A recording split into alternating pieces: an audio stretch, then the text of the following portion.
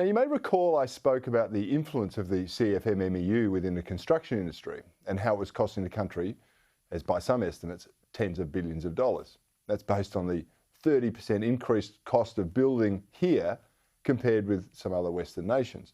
I also said that the CFMMEU has paid around $16 million in fines over the years and given a similar amount to the Labor Party.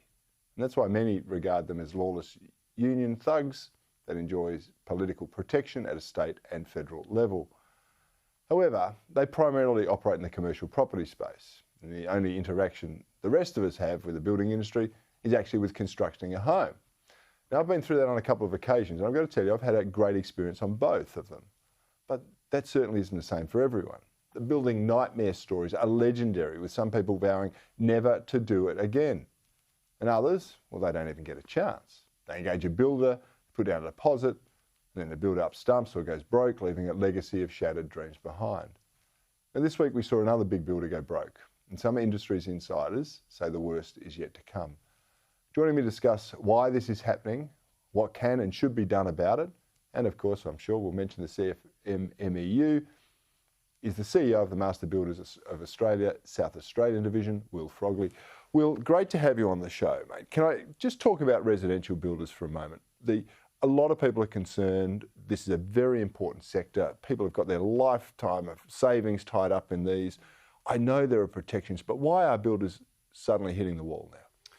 Well, thanks for having me on your program, Corey. And it's really a perfect storm where we've got record high demand coinciding at a time when there's severe supply constraints. So we've seen the sharpest price increases in probably 40 years for materials, combined with severe labour shortages. Anyone that's needed a trade at the moment knows how hard they are to get.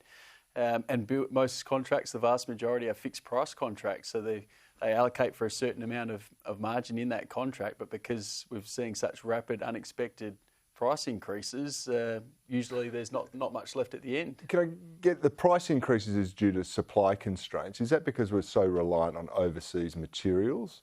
I mean, we should be a country that makes bricks and produces wood and has all the cement and things that we need, the steel and the other infrastructure here. What's going wrong? We absolutely should be self-reliant, Corey, 100%, because, I mean, isn't it ridiculous that in a country like Australia, we still import, I think, about 20% of our structural timber? Surely we've got the natural resources to be able to do that. I think the pandemic has definitely highlighted the folly of being overly reliant on imports. 100%, we need to do better, and we need to be planning, decades in advance, because to get more timber, you need to put more trees in the ground, but it needs to be nearly 30 years until it's the right time to build. And we've got to harvest them as well. We've got to stop listening to the Greens. That's the point. Okay, let's jump into your role. You seem to annoy everyone here in South Australia at the moment because you've got the Liberals barking after you because the leader threw a bit of a hissy fit and didn't go to your annual awards dinner. You've got the CFMMEU who have now taken over the construction industry here in South Australia. They gave some money to the Labor government prior to the election. How have you seen that change your industry already? Well, it's I guess if I'm disliked by the unions and the Liberal Party, maybe I'm sitting somewhere in the middle in the sensible centre, Corey. I don't know, but in terms of the issue with the Leader of the Opposition, I wish he just picked up the phone and gave me a call, because he had a ticket for months, and if he wanted a VIP ticket, if he just called me up, I would have sorted him out straight away. He's got a bit of spice in him, but he's also got a glass jaw. The last bloke, the Marshmallow, was as weak as water. But, David Spears, he's got to toughen up a little bit if he wants to. All the Liberal leaders need to, quite frankly. Yeah, well, I think if they just give me a call and talk to me, I'm a pretty reasonable bloke and we'll get on just fine. Yeah. What about the CFMMEU? What's that difference has it made here? Are you seeing any of the lawlessness that they're renowned for? We haven't seen that yet, but it is everyone's greatest concern. That militancy, that aggressive approach, we haven't really seen that in South Australia for a long time. It's been a relatively collaborative approach, which I think the vast majority of the people in the industry want to see, but obviously they are so strong in Victoria. And it's also the cost of building. Melbourne's one of the most expensive places to build in the entire world. So everyone's fear is that if they try and replicate those same costs in little old Adelaide, a lot of projects won't stop up, and that's obviously killing the goose that lays the golden egg. Why is it so expensive? I mean, how much does a construction worker get paid in Melbourne?